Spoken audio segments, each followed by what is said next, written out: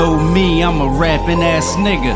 I don't be rapping for no rapping ass niggas. They want features, but I ain't gon' back to back with your funny words. Get back, I'll have to back niggas. Gioli reppin' Gioli.com. And right now I'm gonna do a review, man. I ain't do a review in a while, you know what I mean? I ain't come kick it with the homies and do a review. So, you know, what better than BSF, Black Soprano Family, Long Live DJ Shay, and yes, Long Live DJ Shay, because, you know, DJ Shay is a lot of the reason we even got a lot of these dudes who was very refreshing in hip-hop, you know what I mean? So, salute the DJ Shay, Long Live DJ Shay, I'm saying that. If you want to see me review your joint, just hit me, you know what I'm saying? There's no problem, we could work it out. But, yeah, man, Westside Gunn did the intro. I feel like it was real refreshing to see Westside Gunn do the intro. You know what I mean? Because it's kind of like Griselda's building their own power universe, or like a Marvel universe, where even though it's BSF, it don't got to necessarily not have Griselda characters in it, not have drum work characters in it, random dudes. You know what I'm saying? Just like, it feels like a universe when you got Westside doing the BSF joint. And who's going to do a better intro than Westside Gunn? Like, that just, it makes sense. You know what I'm saying? Fuego Bass, I feel like he went for the punchline a little bit too much. But it reminded me, this what I'm saying. It reminded me of like Uncasa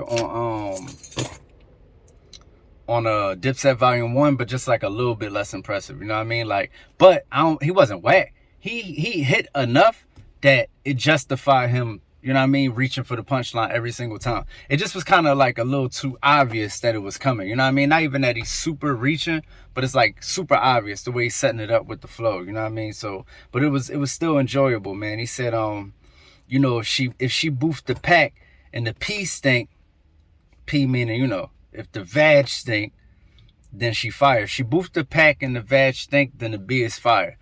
That was one of the standout lines, and it's also true. Shay Face, Rick Hyde and Benny. Rick Hyde sounded good, you know what I'm saying? Rick Hyde sounded a little bit better than Benny right here. Benny kind of phoned it in, you know what I'm saying? Like, just on the technical side, what he was doing on Tana Talk 4, you know, it's a downgrade from that. But, you know, that's as to be expected on a crew joint. You know how that go. You know, it was cool. 297 Parkside, I have reaction 4 already, so you can just go watch the reaction. Danger Zone, OT the Real, Rick Hyde and Heem. OT sound good. OT is a great fit. Of course, OT is like, was already a BSF dude before he was a BSF dude. You know what I'm saying? Like, he's not even BSF. I'm just saying, well, not that I know of.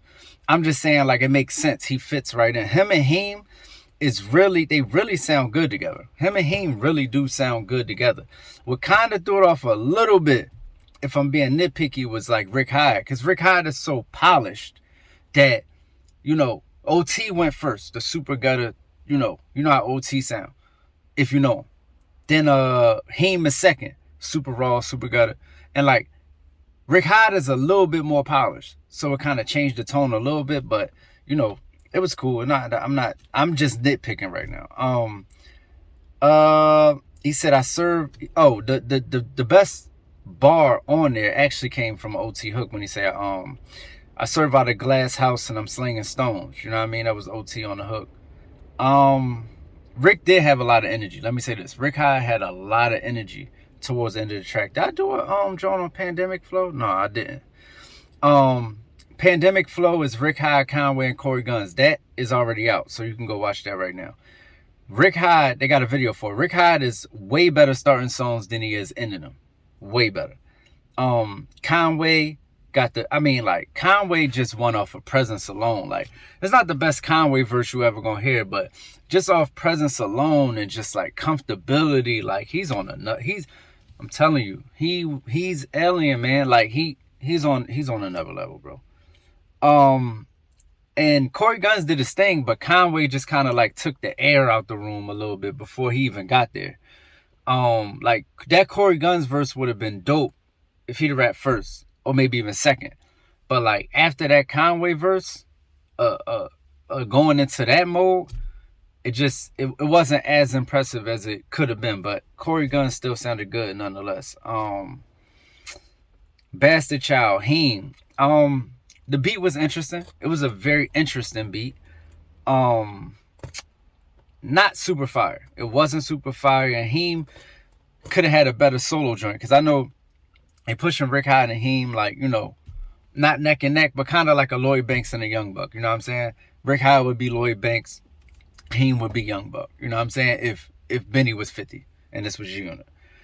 But I think for it to be his solo joint on there, the way he be giving up the pain and all that, like, he could have had one of them joints. He could have had like a Oskino on State Property too. You know what I'm saying? You've been down too long, like that type of joint. But no, I just think it was a miss. It was a miss for what it was. It's not a bad song. It's just a miss for what it could have been. Sit Down with Primo. That's just Shay and Primo chopping it up. I like it because it brought back the actual theme of what's actually happening. We're supposed to be celebrating DJ Shay, so it brings you right back into that mode. And also, Shay was talking to Primo and giving, you know, they was giving each other props. And that goes right into a Primo track, which is Times is Rough. I'm not talking about that either because I did a reaction on that. So go watch the reaction on that. And then that leads to Mustachios. That's Boldy James and a whole bunch of other people. So I'll get to them in a second. Boldy is good, man. Boldy, I'm going to tell you something. Boldy is the most consistent, probably the most consistent out of Griselda. He's probably the most consistent. If I'm talking about consistency, I'm talking about consistency through and through. Like bar for bar, verse for verse, song for song. You know what you're going to get with him all day long. All day long. He's as predictable as like Jadakiss. Almost. Heem, let me see. Oh, Heem and Boldy, they actually sound good together. Like, Heem sounds good with OT, and he sound good with Boldy. Like, I'm starting to think it's Heem. Heem, like, I wanted to say this. Heem got the grittiness. There's a unique grittiness to a Philly rapper. And Heem could easily be from Philly. Like, Heem got the rawness and the grittiness of a Philly rapper. Even if it's like, you know, a lot of Philly rappers not even as, you know, technically good as you would think they are, as the world kind of make it seem like, but they got heart. You know what I'm saying? Philly got that heart. If you just think about, you know, think about Allen Iverson, even though he's a Virginia cat. I'm just saying the type of heart he got, being that small, playing that big, you know what I'm saying, or playing against people that big, that's the heart you got to have to come from Philly. And Heem got that same type of vibe with him. Get what I'm saying? I see Heem is, hold on, that could be Instacart. Let me, hold up. Okay, nope, that is not Instacart. Hold on, hurry. Nope, that's not Instacart. Nope. All right, yeah, Heem, Chase Fetty sounds a lot like J.R. Ryder. I've been seeing Chase Fetty around, but I never really tuned into him. Like, I literally thought it was J.R. Ryder. But he is one of the highlights, you know what I'm saying? His voice was magic over the track. And overall, including chemistry, if we're including everything, this is the best track. Number 9 is the best track. Mustachios, Boldy James, Heem, Chase Fetty. This is the best track overall. We include the beat and all that. This is also a top 3 beat. Lola, this is when I feel like we get into like Lola with Love Boat, Luciano, El Camino, and Crazy Bone. This is where I feel like we get into the territory of, okay, let's start doing some filler tracks to have a full album. Not the best beat. Definitely not mixed the best, like the beat itself. It would have been better as the last or the second to last song, because it kind of changed up the whole vibe. And it might have been better if they didn't just imitate Bone Thugs the entire time with an actual Bone Thug member coming behind them. Because what happened is Crazy Bone came behind them and just left them, because they actually trying to do his style and, like, you know what I'm saying, got him on the track. So it was like, it didn't work out the way that it worked out for Biggie. You know what I mean? It didn't happen that way. So after Crazy Bone rap, you like, why was they even on the track? You know what I'm saying? But El Camino did get busy on there though. Love Bo Luciano, you know, he was a little sloppy at times, but he was cool. Everybody was solid, but Crazy Bone just left him. Crazy Bone went super. Respect to Shay. That's the Joe Budden podcast, just giving it up, showing Shay love once again, bringing it back to the theme. I like that. I actually remember that clip too. Like, I remember when they did it. Bigger BSF. That's the BSF Big 3. Heem, Rick Hyde, Benny the Butcher, along with Armani Caesar. Rick Hyde, is probably sound a little bit better on the hip hop joints than the gutter joints. I don't want to keep like trying to make, you know, but Rick Hyde got a side to him that's kind of like, you know, fabulous. Fab do sound like let's just say Mace. Even when Mace is like super gritty, it don't come off that way. You get what I'm saying? So Rick Hyde got qualities that make him a star beyond, you know what I mean, the underground street stuff. But him being so polished sometimes come off as like, you know, a polished jewel in a rusty place. You know what I mean? It's like, you know, it's shining, but it's just out of place. You get what I'm saying? Heem took off. That flow that Heem used, he took off. Benny showed up, man. Benny said, man, listen, broke people counting rich people money seem to be the American way. Super quotable. They started out like the 50 Boys. Super quotable.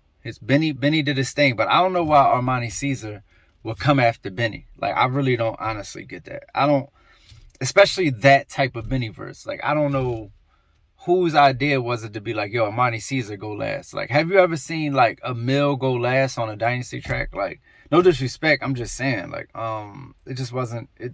I don't know why they couldn't hear that. Her verse was like, they could have left that on the cutting room floor. Like, not even that it wasn't okay, just coming after that Benny verse, it wasn't it. Brody by El Camino and Heem. I don't like the hook or the beat at all. The album is kind of seeming top heavy. So yeah, man, some bullshit happened. I gotta roll, but yeah, and then it ends off with Mr. Pyrex, man. I wasn't so, like I said, I wasn't so impressed with the second to last track, and then it ended off with Mr. Pyrex, man, which is cool, but it's like it's a great song to end, but they could have made it a remix, had everybody on there, you know what I mean, showed that unity, and you know, or they could have at least had like a DJ Shay interlude, you know what I mean, just to tie it all back in, like before or after the song, you feel what I'm saying? But for what it was a good end-off track, but I'm just saying it could have been a lot different to tie it in, you know what I mean? Just do a Pyrex Man remix, throw Heem, Rick Hyde, somebody else on there, and just, you know what I mean, end it that way. But overall, it's a solid joint. It's like the, you know, a quality compilation. It's not the Dynasty, but it's also not the Junior Mafia album. You know what I mean? So, good joint. I'm gonna be honest with you, it's way better and way more interesting. You know what was interesting? The way they used everybody, right? So, the combination of people on these songs is it's too fire. It's too fire. That was good. Kept me interested the whole time. And yeah, honestly, you know, they could drop those every quarter year, you know what I mean? Because I know that's easy. I only got 2-3 Benny verses on there. Rick Hyde probably got 5-6 verses. Heem 5-6 verses. A bunch of other people scattered, you know what I mean? So you could do that all the time.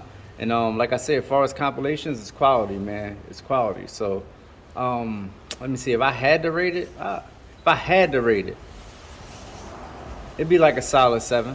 You know what I mean? If I absolutely had to rate it, it'd be like a solid 7, 7.1, around that range. You know what I mean?